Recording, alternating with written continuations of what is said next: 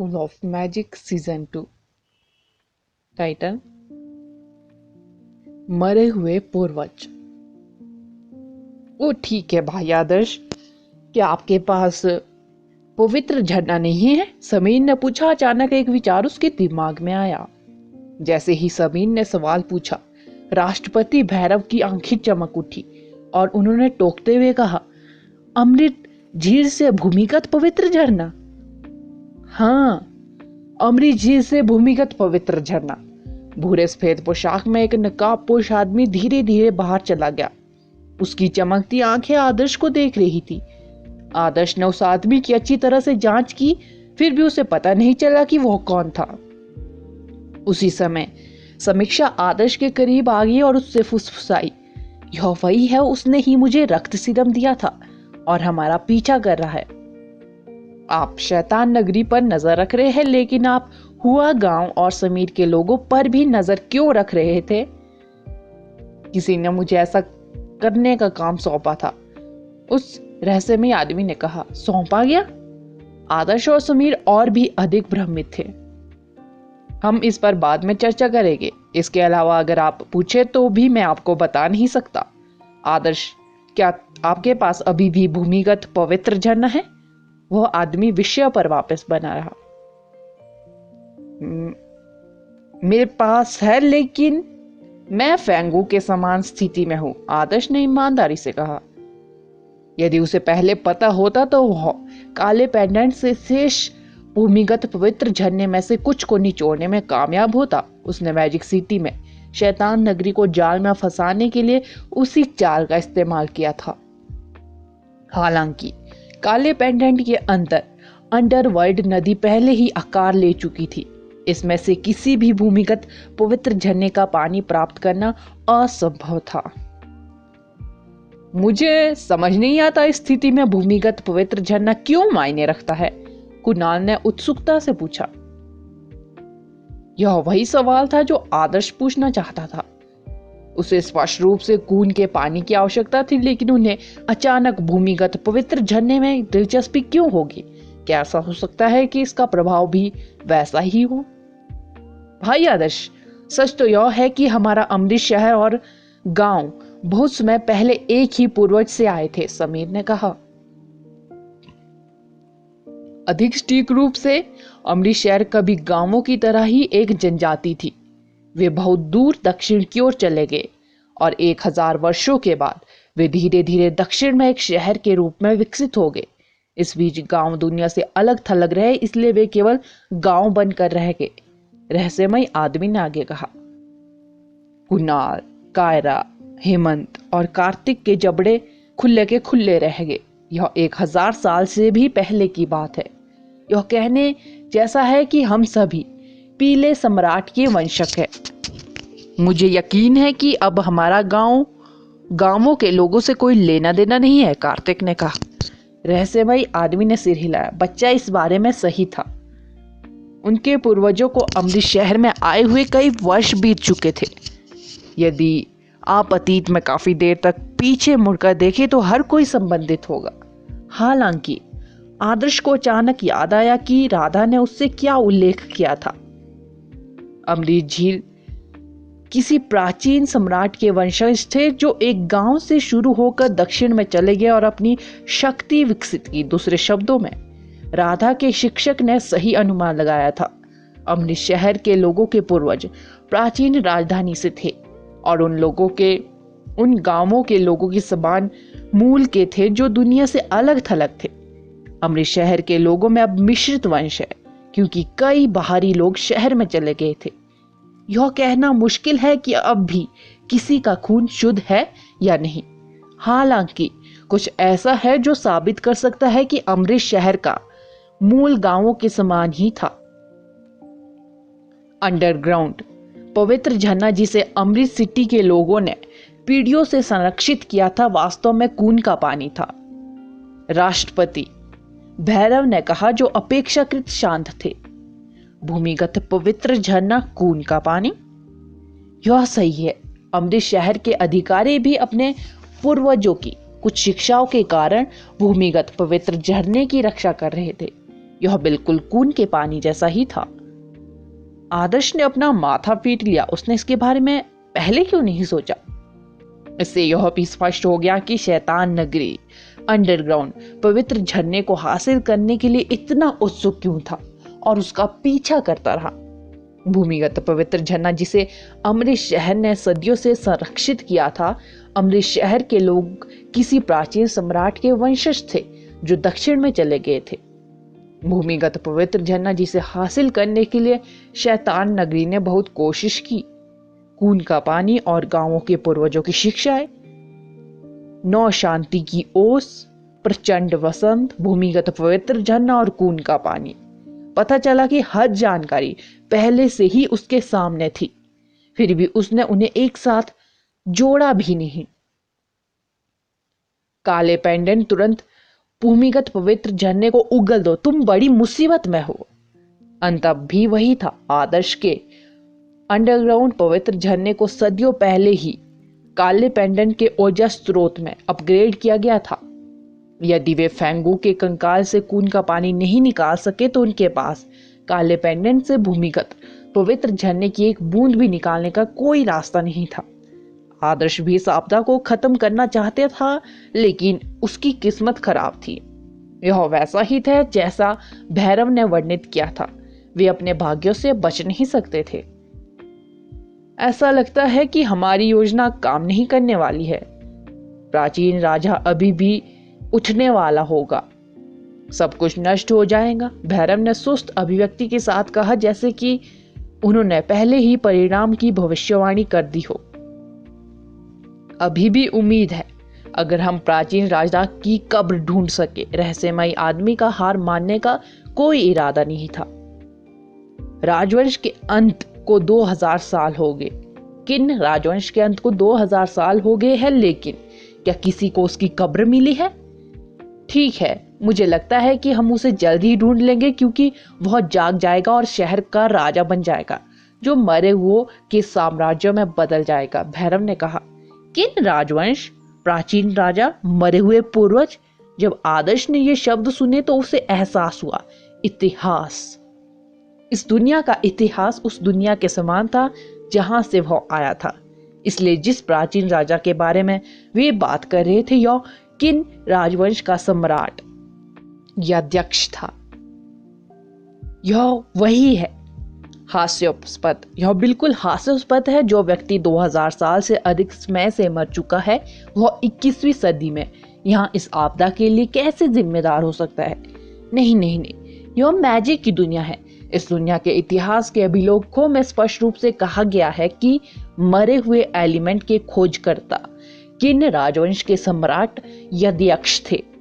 इतिहास में यह भी उल्लेख किया गया है कि उसने अपना पूरा जीवन शाश्वत जीवन की खोली खोजने में बिताया था, ताकि वह हमेशा जीवित रह सके। अनंत जीवन। पहले आदर्श इसके बारे में सोचकर ही हंस देता था, हालांकि उसे अब यह मनोरंजक नहीं लग रहा था। यदि दोनों दुनियाओं का इतिहास एक समान होता, यदि मैजिक की इस दुनिया में किन राजवंश के सम्राट यक्षयक्ष मरे हुए एलिमेंट के आविष्कारक थे, तो इस आपदा का सबसे बड़ा खतरा उन्हें जागृत करना और यह वह शाश्वत जीवन जिसकी उन्होंने तलाश की थी, वास्तव में वह स्वयं को एक अजय मरे में बदल रहे थे। केवल तभी जब वह जागा तो वह मरे हुए लोगों की इस विशाल सेना को नियंत्रित करने में सक्षम हो सका। इसकी संख्या इतनी अधिक थी कि वह आकाश और सूरज को आसानी से ढक सकता था। सेना इतनी बड़ी थी कि वह विशाल प्राचीन राजधानी को समुद्र की तरह कुचलने वाला था।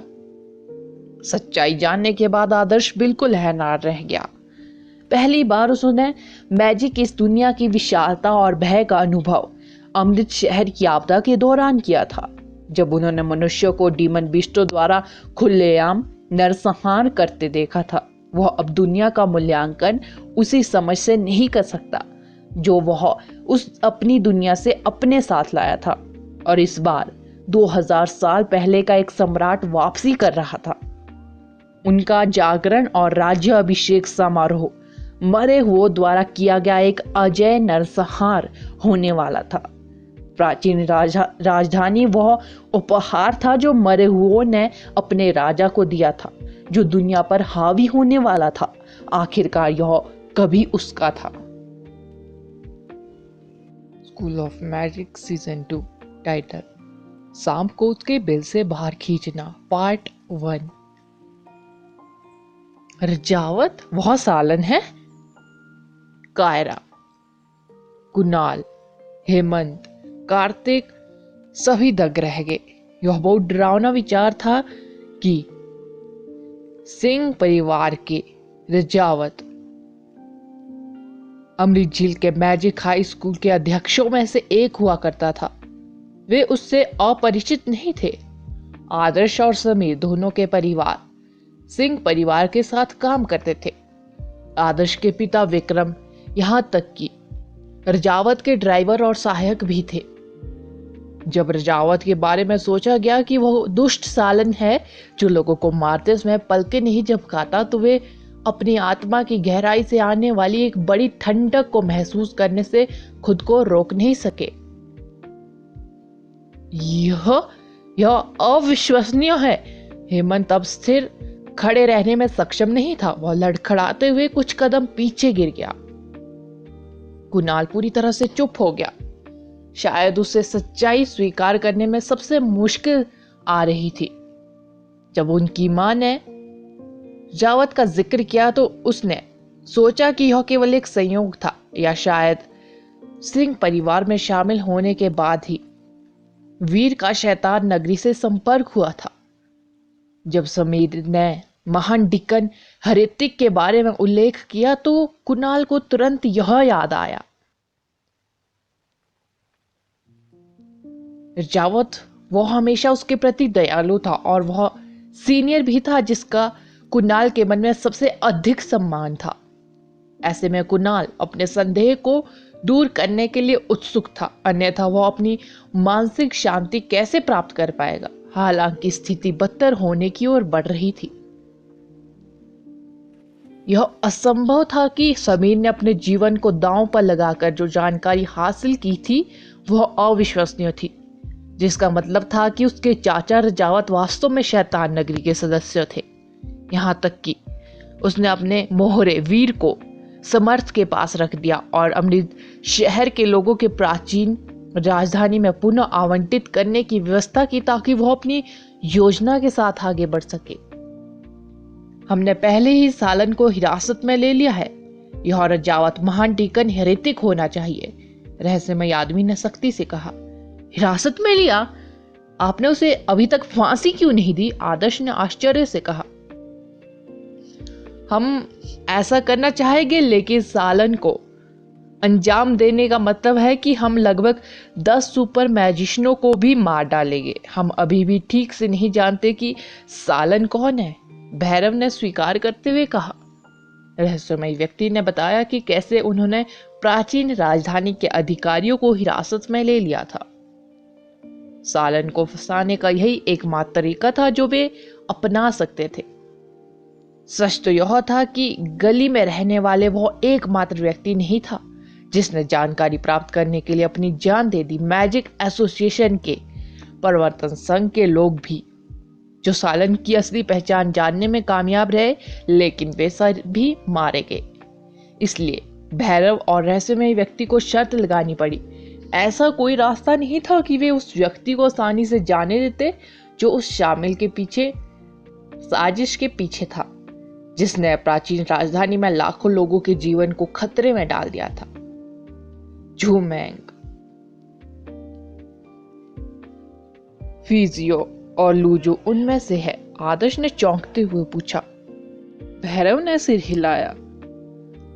हाँ, मुझे पता है झूमेंग पर सबसे कम संदेह है, लेकिन तो क्या हुआ अगर हम अभी भी यह पता नहीं लगा सके कि सालन कौन है? कायरा ने पूछा। अगर ऐसा है, भैरव ने आगे बढ़ते हुए कहा, यहाँ तक कि वह इस बात से भी सहमत था कि यह निर्णय लेना अविश्वसनीय रूप से क्रूर था, जिससे वह पूरी तरह से थके हुए लग रहे थे। हम उन सभी को मार डालेंगे, रहस्यमय आदमी ने कहा, क्योंकि भैरव कह नहीं पा रहे थे। उस पल में हवा जम गई। हर कोई मैजिक एसोसिएशन के अध्यक्ष और रहस्यमयी व्यक्ति को अविश्वास से देखता रहा। उन सभी को मार डालेंगे? वे एक सालन को मारने के लिए लगभग 10 निर्दोष सुपर मैजिशियनों की बलि देने जा रहे थे। क्या वह तरीका बहुत ज्यादा क्रूर नहीं था? वे दूसरों से अपरिचित हो सकते हैं, लेकिन डू जियो, झूमैंग, फीजियो और लूजू ने उत्तरी दीवारों में बहुत योगदान दिया था। उन्होंने प्रेत तानाशाह सम्राट से लड़ने के लिए अपनी जान जोखिम में डाल दी थी। क्या वह सचमुच इसके लायक है? फेंगू ने हाँफते हुए कहा। यह उच्च अधिकारियों द्वारा लिया गया निर्णय है। जब तक सालन जीवित है, वह और भी बड़ी आपदाओं का आह्वान करता रहेगा। आपने यह भी देखा है इस आपदा में कितने लोगों की जान और परिवार खो गए। हमने उन्हें अधिकारियों के समूह में शामिल करने के लिए बहुत कुछ बलिदान किया है। अगर हम उसे अभी नहीं मारेंगे तो हमें दोबारा वैसा मौका नहीं मिलेगा, भैरव ने दांत भींचते हुए कहा। कोई नहीं जानता था कि सालन कौन था। इसका पता लगाने के लिए एनफोर्समेंट यूनियन ने कितनी बड़ी कीमत चुकाई थी। सच तो यह है कि उन्होंने अधिकारियों के एकत्रित समूह को बहुत पहले से ही हिरासत में लेने की योजना बना ली थी। उन्होंने केवल अपनी अटकलों की पुष्टि करने के लिए फंदा भेजा था, इसलिए अधिकारी भी हिरासत में लेने को तैयार थे। ऐसे साधारण लक्ष्यों के लिए भी उन्हें एक आदमी के जीवन का बलिदान देना पड़ा। कोई कल्पना कर सकता है कि इतनी दूर आने और सालन को हिरासत में रखने के लिए अनगिनत जिंदगियों का बलिदान दिया गया होगा। उनके स्थान पर कोई अन्य संगठन क्या करेगा?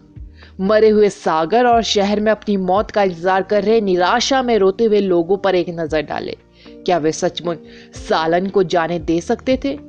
यह निर्णय उन निर्दोष अधिकारियों के लिए पूरी तरह से अनुचित था जिन्हें इसमें घसीटा गया था, लेकिन उनके पास कोई विकल्प नहीं बचा था। शैतान नगरी। अगले दिन किन राजवंश के सम्राट यक्षयक्ष को जगाने जा रहा है। एक बार जब वह जाग जाएगा, भीतर का शहर नर्क में बदल जाएगा। क्या आपको लगता है कि शहर के लाखों लोगों के जीवन के बदले 10 अधिकारियों के जीवन का आदान प्रदान करना उचित है?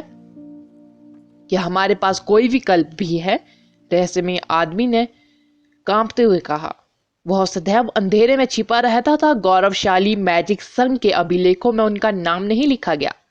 वह शैतान नगरी के समान ही कुछ कर रहा था, लेकिन अंतर यह था कि शैतान नगरी मानव जाति के लिए विनाश ला रहा था, जबकि वह विनाश को रोकने की कोशिश करने के लिए अपने लोगों के जीवन का बलिदान दे रहा था।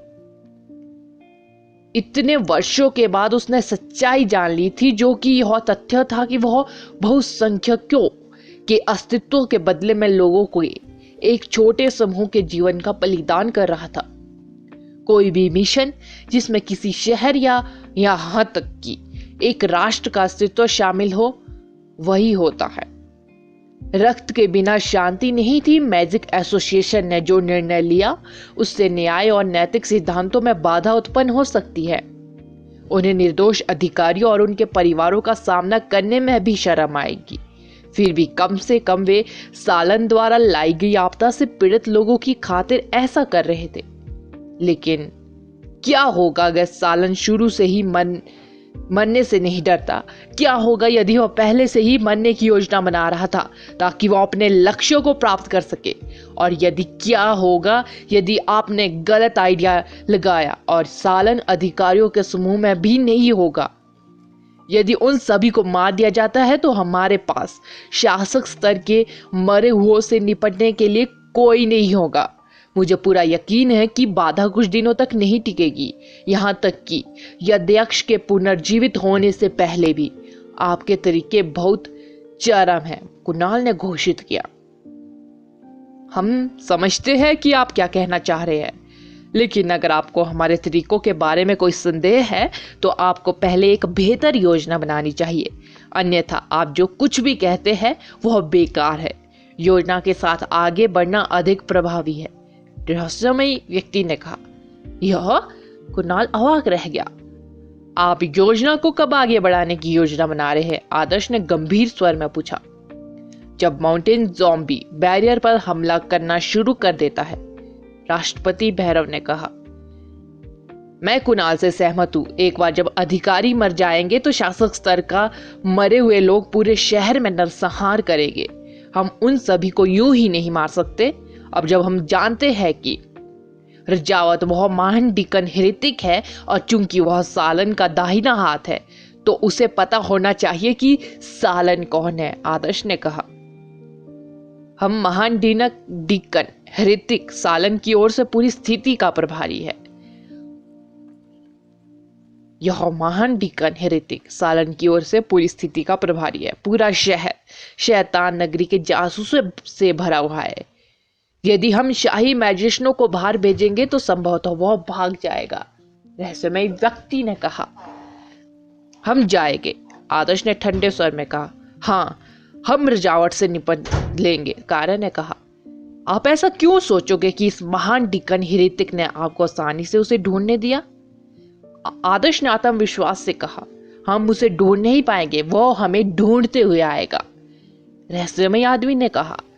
हो सकता है कि इससे पहले कि हम आपके लिए रॉयल मैजिशियन भेजते, लेकिन मुझे नहीं लगता वो अब आपको ढूंढने की जहमत उठाएगा।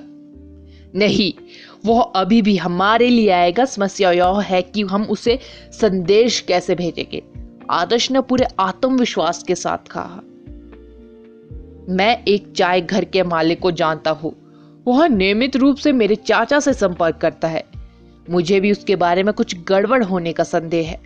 मैं उसके चाय घर में आश्रय लेने का नाटक कर सकता हूँ और किसी तरह से उसे जानकारी दे सकता हूँ।